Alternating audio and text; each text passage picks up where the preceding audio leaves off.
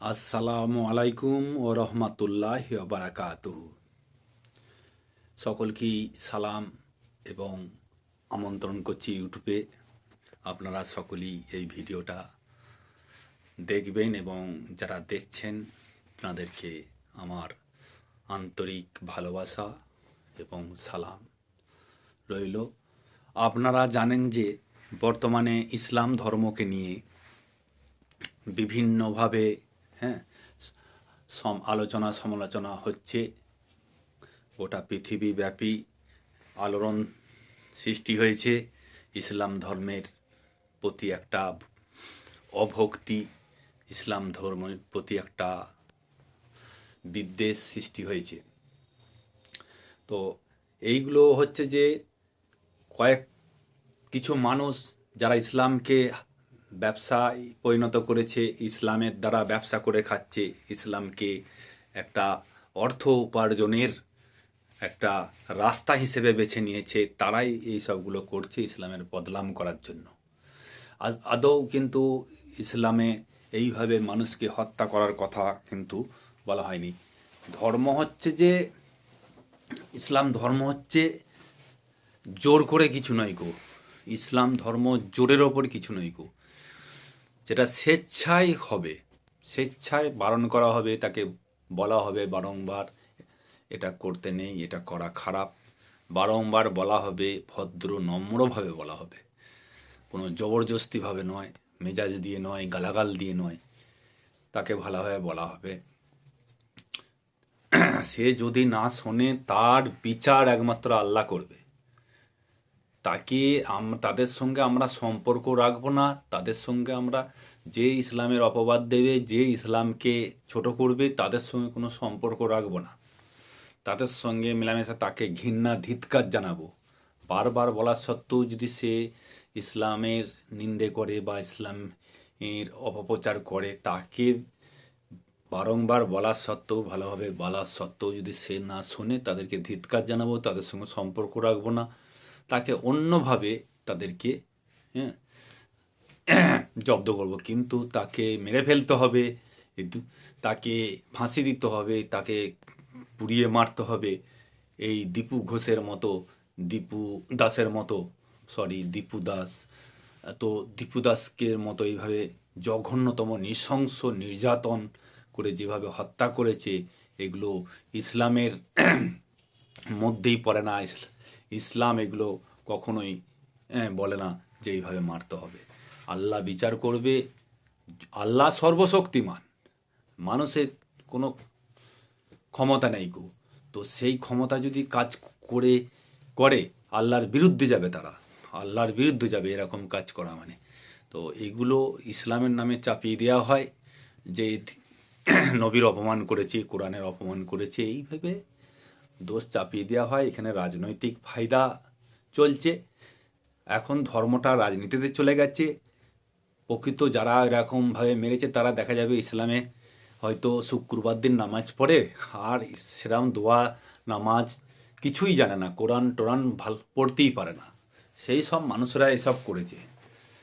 ইসলামের বদনামে যারা শুধু ইসলামটাকে হাতিয়ার করে, ইসলামটাকে নিয়ে ব্যবসা করে খায়, টাকা ইনকামের রাস্তা হিসেবে তারা ইসলামটাকে কাজে লাগায়, বাকি অন্যথায় কোনো কাজে লাগায় না।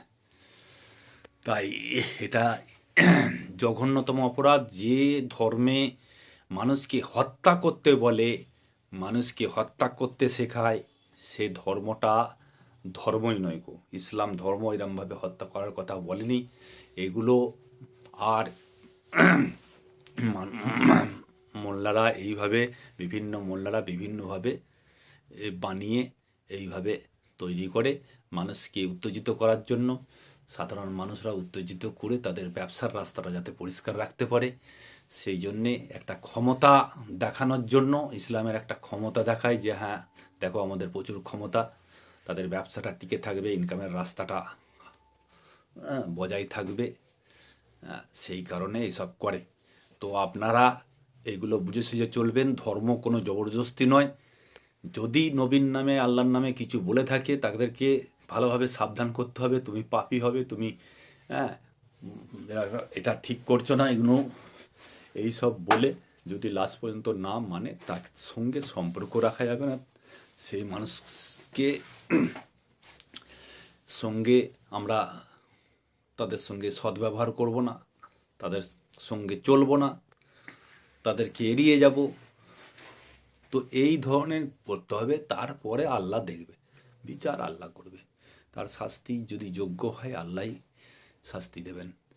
তো এরকম করা উচিত নয়, মানুষকে হত্যা করা উচিত নয়। আর কি বলবো, উচিত নয় এখন মৌলানা হয়ে সে যদি একটা মানুষ মেয়েকে এই নুসরতকে পুড়িয়ে মেরে দিল, এদের কি বলবো।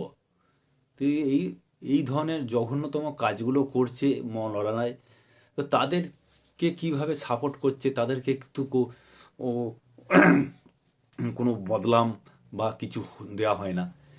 হ্যাঁ, মুসলমানদের মধ্যে কেউ কিছু করলে, তাদের মোল্লারা করলে তখন 7 খুন মাফ হয়ে যায়, তখন তাকে চাপা দেওয়ার জন্য, তার দোষ ত্রুটি চাপা দেওয়ার জন্য হ্যাঁ অন্যান্য মৌলানারা উঠে পড়ে লাগে। তা এই যে এইটা নিয়ে রাজনীতি চলছে, এটা নিয়ে ব্যবসা চলছে, এখন আর ধর্মর জায়গায় নেই কো। তো তার জন্যই ধর্মকে কেউ মানে না। হ্যাঁ, ধর্ম প্রকৃতভাবে কেউ মানে না কো। এটা একটা ব্যবসা বা ইনকামের একটা রাস্তা হিসেবে এটাকে কাজে লাগায়। যখন ইনকামের রাস্তা থাকে তখন ইসলামের নাম দিয়ে ইনকামটা করে নেয়, তারপরে আবার যে কাজ সেই হয়ে যায়। হ্যাঁ, তো আপনারা জানেন যে যে ধর্ম এইভাবে দীপু দাসকে নির্মমভাবে হত্যা করেছে, যে ধর্মের দোহাই দিয়ে, সেই সব মানুষদের শাস্তি হওয়া উচিত। দীপু দাসকে যেভাবে করেছে, তো আমার মানে কি বলবো, প্রচুর বলতেও মানে কষ্ট হয়। এই নৃশংস মানে এই নৃশংসভাবে হত্যা, এইগুলো একটা মানুষের দ্বারা তৈরি হচ্ছে না একটা জন্তু জানোয়ারের তৈরি হচ্ছে, জন্তু জানোয়ারের দ্বারা। আমি মানে ভয় পাই না। আর তার যে কি কষ্টটা কিভাবে হয়েছে আপনারা একটু যদি চিন্তা করেন, যে তাকে এভাবে পুড়িয়ে, হ্যাঁ তাকে মেরেছে সে একটা কষ্ট, তারপর আবার জ্বলন্ত আগুনে সে তাকে পুড়িয়েছে কিভাবে। তো দৃশ্যটা দেখলে মানে কি বলবো, হ্যাঁ মানে এত কষ্ট হয়। তো এই হয়ে মানুষের প্রতি মানুষকে এইভাবে নির্মমভাবে হত্যা করতে পারে, সেই মানুষের মনে মায়া মমতা, হ্যাঁ এগুলো থাকে, এগুলো ভাবা যায়। এই মানুষগুলো কি মানুষ হতে পারে, কি ধরনের মানুষ হতে পারে? এরা করবে ধর্ম, এরা ধর্ম শিক্ষা দেবে, এরা আমাদেরকে বোঝাবে। যারা একটা জীবন্ত মানুষকে মেরে পুড়িয়ে হত্যা করতে পারে, তারা দেবে শিক্ষা। নবী কি বা কোরআন কি, এরা শিক্ষা দেবে। যারা সাপোর্ট করে তাদের জন্যও বলছি, যারা সাপোর্ট করেছে এই দীপু দাসকে হত্যার জন্য, তারা সাপোর্ট করেছে বা এটাকে সমর্থন করেছে যে হ্যাঁ ঠিক কাজ করেছে, এইভাবেও তারা বলে, তাদের মানবিকতা কি নোংরা মানবিকতা, এত জঘন্য মানবিকতা। হ্যাঁ, তারা শিক্ষা দেবে কোরআনে এইভাবে বলেছে, কোরআনে এই কথা বলেনি, হ্যাঁ নবীর নামে বললে এই করতে হয়, তারা শিক্ষা দেবে। নবীর নামে বললে কি করতে হয় না করতে হয় তারা শিক্ষা দেবে, তারা কার্যকর করবে। ওপরওয়ালার উপর বিশ্বাস ভরসা তাহলে থাকে কি করে? ওপরওয়ালার প্রতি বিশ্বাস, কোরআনের প্রতি বিশ্বাস, হ্যাঁ নবীর প্রতি বিশ্বাস থাকবে কি করে? তো আপনারা এইভাবে একটু চিন্তা করুন, যে মানুষ এইভাবে নির্মমভাবে হত্যা করে নির্যাতন করে মানে হত্যা করতে পারে, নিষ্ঠুর নির্মমভাবে হত্যা করতে পারে, সেই মানুষদের মুখে ধর্মের কথা মানায় না কো। ইসলাম ধর্মের কথা তাদের মুখে আমি শুনতে চাই না। আপনারা এদের মুখ থেকে ইসলাম শুনবেন না ইসলামটাকে ভালোভাবে বুঝে ধর্ম পালন করবেন।